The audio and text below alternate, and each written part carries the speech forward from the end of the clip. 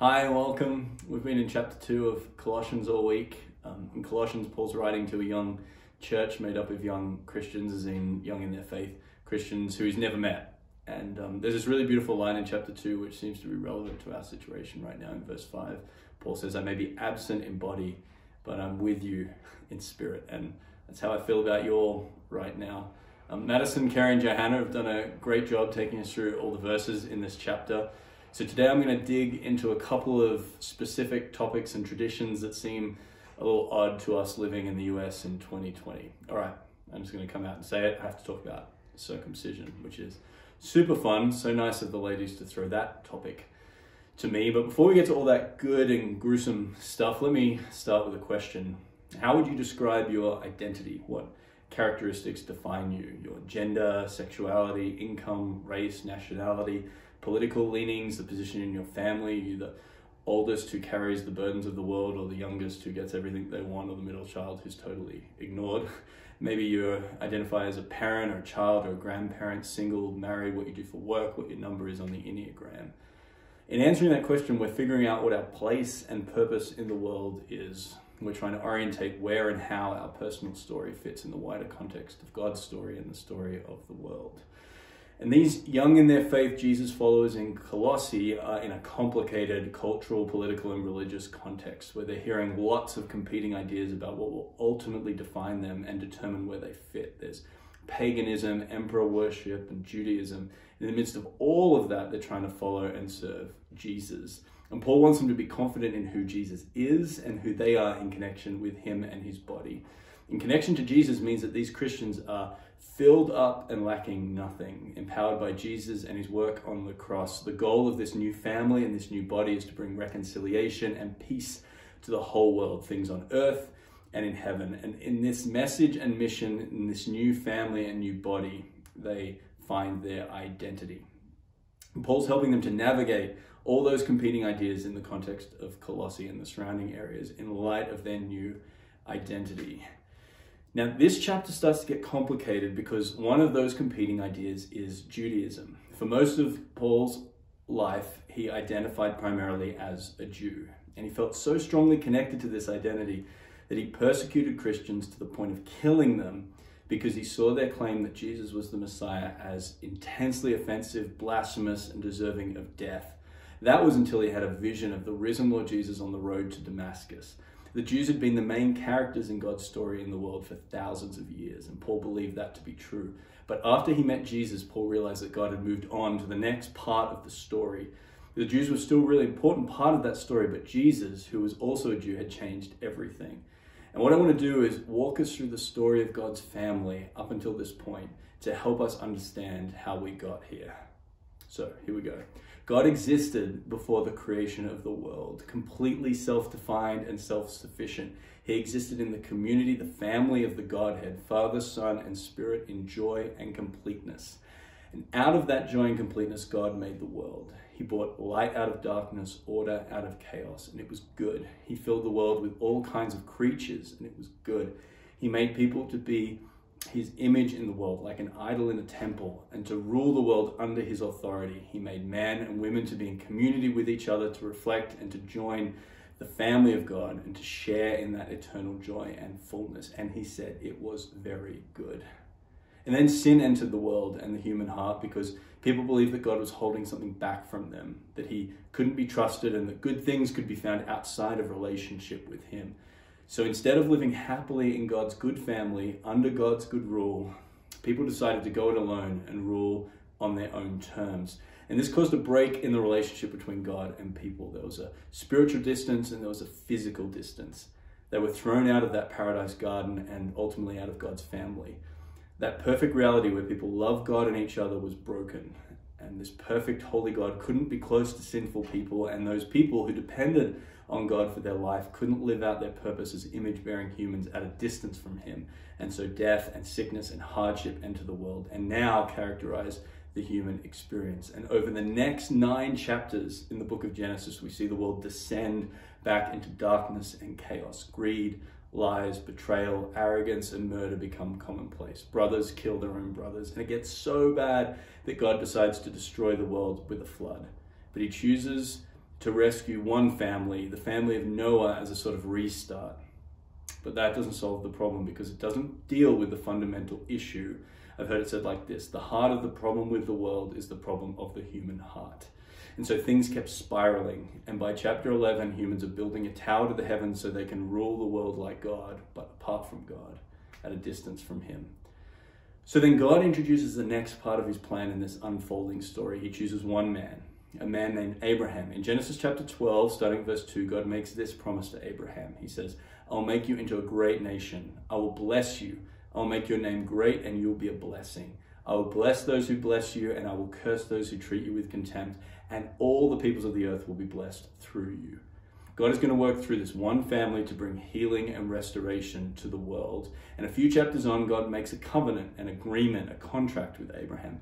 A bit like a marriage ceremony, God makes a bunch of promises to Abraham. God says that he will be the father of many nations. Abraham's old and doesn't have any kids at this point. Abraham will be fruitful, and nations and kings will come from him. God will keep his covenant not just to Abraham, but to all his descendants forever. And so Abraham's family will have land, and God will be their God. And then just like a marriage ceremony, there are physical symbols that go along with this agreement. And the symbol for Abraham and his male descendants was not wearing a ring, but you guessed it, circumcision. And this is serious. In chapter 17, verse 14, God says this: "If any male is not circumcised in the flesh of his foreskin, that man will be cut off from his people. He has broken my covenant." God's basically saying, cut it off or be cut off. To be a member of this family, you need to be circumcised. And there were lots of benefits, blessings to being in this family. As the story unfolded, they were given land, they were given God's special presence, they were given God's words and laws, which showed them how to live in a way that meant they could flourish and get closer to living out their purpose as humans and be close to God. And God provided for them and rescued them countless times from their enemies. But with that came a huge responsibility. They were supposed to be a micro-expression of what God had intended back in the garden. They were supposed to be holy people living in the midst of a corrupt and sinful world. They were given a system of sacrifices so they could deal with their own sin and approach a holy God on God's terms. They were supposed to be a city on a hill, a light to the nations in a dark world. They were supposed to be an expression of new creation in the midst of the old. But of course, the same old problem existed, the problem of the human heart. And the Jewish people, God's chosen and dearly loved people, failed over and over again. And circumcision became like the wedding ring worn by an unfaithful spouse. The Israelites kept being unfaithful. The law was good and powerful, but all it could do was expose the problem of sin. It didn't solve it. But God's plan and story continued to unfold. And again, like Noah, Abraham, Moses, and David, God chose one man. But those men that I just listed were all shadows pointing to one person. And Jesus comes into the world as the center and the culmination of that story. He was, in one sense, part of the old story. He was the perfect expression of what the Jewish people were supposed to be. He was part of Abraham's family. He was a Jew, and he obeyed the requirements of God's covenant. He loved God and he loved people perfectly. But he was also something new and was revealed to be the most compelling part of the story God had been telling since the beginning, because he was God himself, Emmanuel, God with us. Jesus was fully a Jewish man and fully God, the one who made all things and holds all things together. The author had entered the story.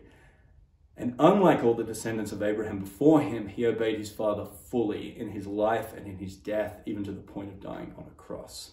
The law was a good gift from God, and it served a great purpose by exposing sin. But it left Gentiles, non-Jewish people, excluded on the outside, and it left Jews condemned under its weight. In Jesus, that law was met and fulfilled, and the debt owed by those who didn't meet its standards was paid in full, and those who had previously been left excluded and on the outside were welcomed in. The powers who had put him on the cross were defeated. As Kerry pointed out the other day, the Roman and Jewish authorities, the best government and the highest religion the world had known up until that time, worked together and appeared to triumph. But in the great paradox of the cross, they were defeated. And Jesus, who was mocked with a crown of thorns and had a sign hung above his head that was intended to sarcastically read, "The King of the Jews," was made the true king of not only the Jews, but the whole world. And the cross became his throne. And all those powers that mocked and exposed Jesus were themselves mocked and exposed and would ultimately bow down before him. And then after dying in the place of sinners, Jesus was raised to life, defeating death and becoming the firstborn from the dead. There was a new reality now where dead people can be made alive and sinful hearts can be made clean. Then Jesus returned to heaven as the triumphant King of the world, and from there sent his Spirit to dwell in his followers as his physical representation on earth. This new body, this new family is an extension of the old, but also something entirely new. Now it goes beyond the physical, racial, geographical family of Abraham, which was God's plan all along, but now it's happening in time and space. Jesus' Spirit is entering non-Jewish people as well as Jewish people, and the gospel message is starting to spread from Jerusalem outwards to the ends of the earth. So this brings us up to where we are with Paul writing to the Colossians. And the question Paul is wrestling with on behalf of these Gentile, non-Jewish followers of Jesus is this: what about circumcision? God had said to Abraham that without circumcision, you couldn't be part of the family. Now, has God changed his mind? Or do these Gentile believers need to be circumcised? And the answer is neither. Jesus' life, death, and resurrection has started a new age which has replaced and superseded the old age. It's kind of like when Apple comes out with a new iPhone. The old one was great for its time, but now that time has passed.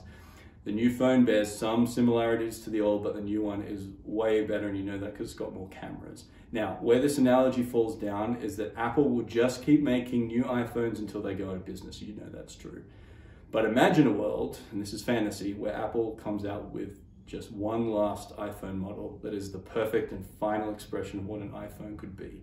Jesus is that perfect iPhone.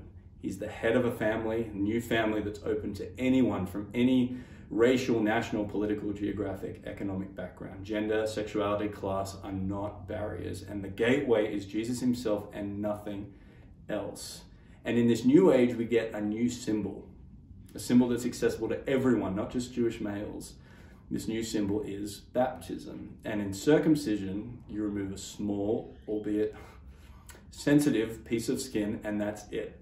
But in baptism, Paul claims something much more profound. In chapter 2, verse 11, Paul says, "In him you are also circumcised with a circumcision made without hands, by putting off the body of the flesh by the circumcision of Christ." I've said that word 3 times in one sentence, that's too much.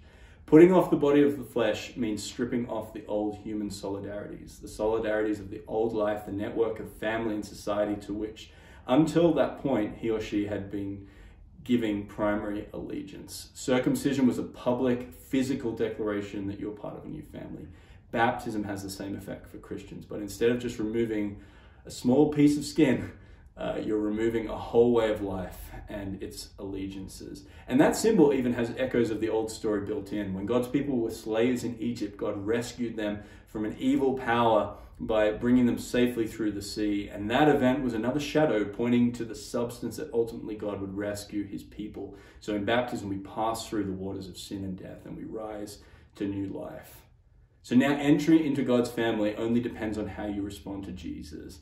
And in the same way that a doorway to a building often indicates what kind of building you're walking into, so baptism being the symbolic gateway to the Christian life shows what kind of life it will be. And it's a life defined by dying with Christ to the old solidarities and habits and coming alive to the new family of God and its new lifestyle. And so a question for you, for us to think about is this: in Jesus, you're part of a new family. So what old allegiances need to be stripped away? That can be really painful for some Christians. It even costs them their lives. But maybe how you answered the question about identity at the beginning might give you a clue as to what needs to go or be moved down the list of your life in terms of value and priority. Our role in God's story, our role in the part of God's story we find ourselves in now, is to bring new creation, glimpses of this new age through sacrificial love and service like Jesus did, sometimes even to the point of death. We're to live out the symbol of baptism in our lives. As spiritual descendants of Abraham, we're to be a blessing to the world. And we need to be on our guard against things that will distract us and lead us away. For the Colossians, it was circumcision or celebrating certain religious festivals or worshiping angels or extreme religious discipline that involved depriving or hurting the body. But what is it for us and what is it for you? And we should be really careful of listening to false teachers, because we don't need to add anything to what God has given us in Jesus. We can find all the wisdom and knowledge we need to help us make sense of the world and God himself. But, and I want to close with this, that doesn't mean that we are superficial people who give simple, trite, bumper sticker answers. We have a lot of life to wrestle with, figure out, and live through. Paul starts the first chapter and begins the second talking about how he struggles and agonizes.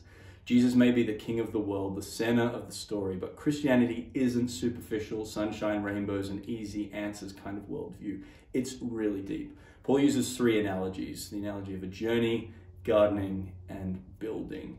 The Colossians were early in their journey down this path, early in the process of growing the plant, early in the process of completing the building. And maybe you can relate to that too, but Paul is encouraging us to take the right path for the journey, to plant your seed in good soil and to build your building on a strong foundation. And that's Jesus. And he's encouraging us that we're not alone. At the end of chapter 1, he says this: "That's why I work and struggle so hard, depending on Christ's mighty power that works within me." So even as we're distant from each other, let's keep struggling together with Jesus' power working within us. Join us tomorrow. We're going to go live and answer your questions from Colossians 2, and stay safe and well. We love you guys.